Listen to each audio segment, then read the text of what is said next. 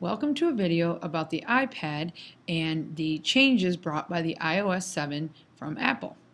Now, what I would like to do is highlight what I consider the top 10 new features. The first thing I'd like to show you is the Control Center.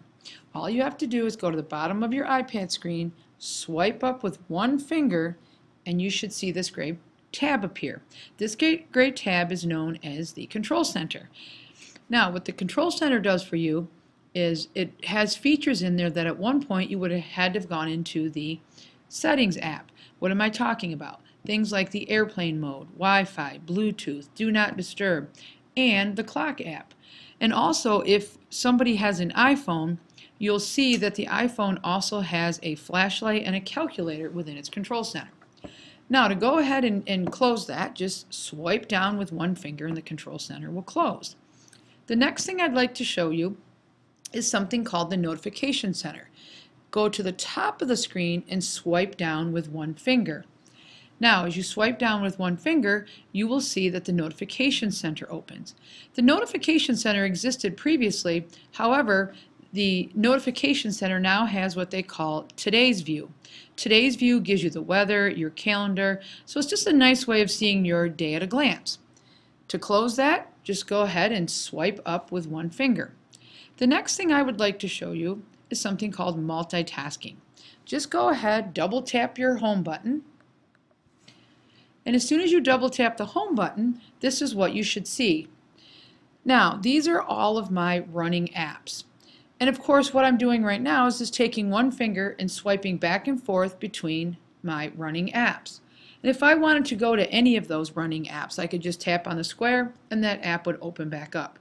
But also here in multitasking, I can shut off my apps. So if I wanted to, for example, shut iBooks, I just take one finger and swipe up with that app and it closes. Again, App Store, just swipe up and it closes. The nice thing is I can now close multiple apps at the same time. So I can just go ahead and swipe up with two fingers and close off multiple apps at the same time. Again, I can just go ahead and tap on that square you see and go back to my screen, or just hit the home button, and now multitasking is closed and I'm back on my iPad screen. Alright, another feature I'd like to show you are changes that were brought to the camera. I'm just going to open up my camera app, and when I open it, you should see something new there. For example, you see video, photo, and square. Square is something new that was brought to the iPad and to the iPhone. It is set up so if you want to take a picture for Instagram, you can just go ahead and use the square feature. Now, to get back and forth between video, photo, and square, it's just a matter of swiping back and forth with one's finger, and then you have the different choices. Another thing that you should notice is it says HDR off. HDR has existed on the iPhones, but iOS 7 brought it to the iPad. HDR is high definition resolution, which is where the iPad takes multiple shots of the same image, trying to give you the best image that you can have. So again, those are some changes that were brought to the camera. Whoops, I forgot one. If you're in video, you can actually zoom now. So that was a new feature that was brought by iOS 7. So I'm just going to go ahead and tap on my home button, close the camera. The next place that I'm going to go is to my Photos app. When I open up my Photos app, one thing that you should notice is you now have collections, and in the collections you have something called moments. Now for moments, that's where it actually organizes your photos by time. So you can see as I'm scrolling up and down, you can actually see different moments or pictures organized by a time. Something else that's new in here, if I click on Share and I select Share some photos and I select a photo to share, one thing you should notice is I have a new choice. I now have Flickr. So again, Flickr gives me another option of sharing my photos. Now, let me cancel that, and if I go back, I'm just looking to see, I should have a video. So if I go to Share and I say Share some photos, and I choose a video this time to share, you should notice that an additional selection is Vimeo. So Vimeo is a new way of sharing videos, and Flickr is a new way of sharing photos. Another thing that you can do for example, if I choose a photo, excuse me, if I share a photo, not share, excuse me, if I select a photo and then I choose edit, when I choose edit, you should notice a new feature down there, which is filters, because you had rotate, enhance, red eye, and crop before. But if I tap on filters, you should notice that I can apply different filters to my image. So again, that's new to the iPad. One thing you should notice though, if you have an iPhone, when you open up your camera app, those filters are built into your camera app so that you can apply the filters before you take the picture. But with the iPad, you have to apply them afterwards, after you take the photo. So I'm just going to go ahead and come out of Photos. The next place I'm going to go is Safari. So here I opened up Safari. One thing I want you to notice, Safari now has a unified smart search. So up there where you see it says search or enter an address, you either enter something to search for, like if I want to type in Apple, or I can type in a web address. So again, it's all in one block. Something that you might see as missing is previously you had a .com.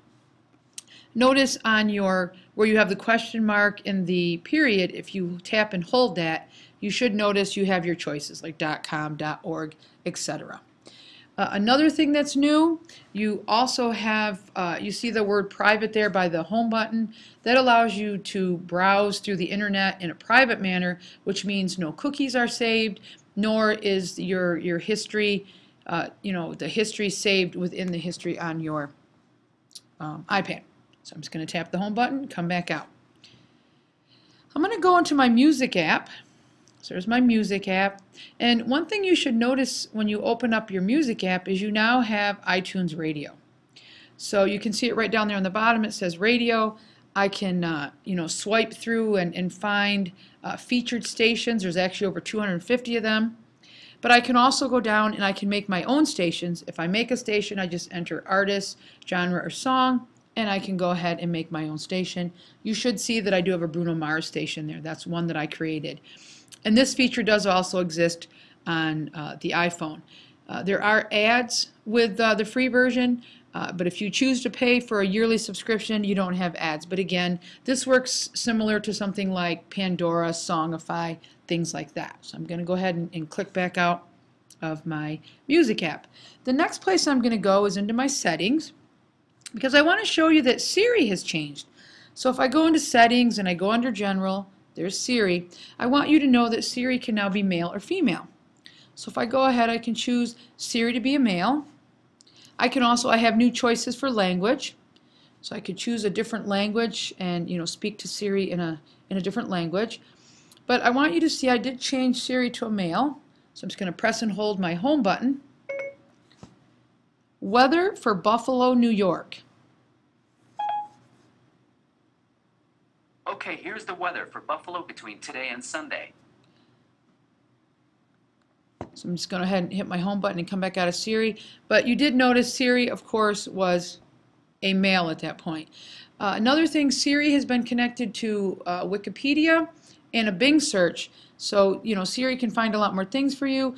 Also, I say her or him, their skills have increased, so you can ask Siri to do things with your settings and such. So again, just test Siri out and see what Siri is able to do, because Siri has certainly come a long way.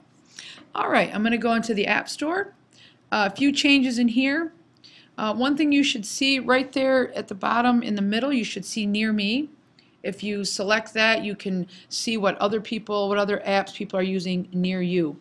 Also, if you go up to categories, actually you can see it showcased right here. It says Kids, Browse Handpicked Apps and Games by Age. So if you go into that feature, you can then, you can find things by age and things like that when you're looking for, kid-friendly apps, whether it be for your own child or whether you're a teacher in the classroom. Another thing that they've added, if you notice I'm in the featured section because it's highlighted in blue, I'm just going to swipe down to the bottom. You should see the word Redeem. If I tap on Redeem, a new feature you should see there, well, it wants me to sign in. I'm just going to cancel that. I just want to show you that an option is to use the camera. So you can actually make the camera scan in the numbers and letters off of the iTunes card, so you don't have to type them in by hand. So that's a time-saving new feature. All right, and there's one last feature I want to show you. I want to show you if you need to search for anything on your iPad, then all you have to do is take your finger in the middle of your iPad and swipe down, and you should see the Spotlight search comes up, and you can go ahead and search for whatever you need to on your iPad. So again, that is your Spotlight search. So that's my top 10 features. Enjoy the new iOS 7 and your iPad or iPhone, whatever you happen to own. So again, thank you and enjoy.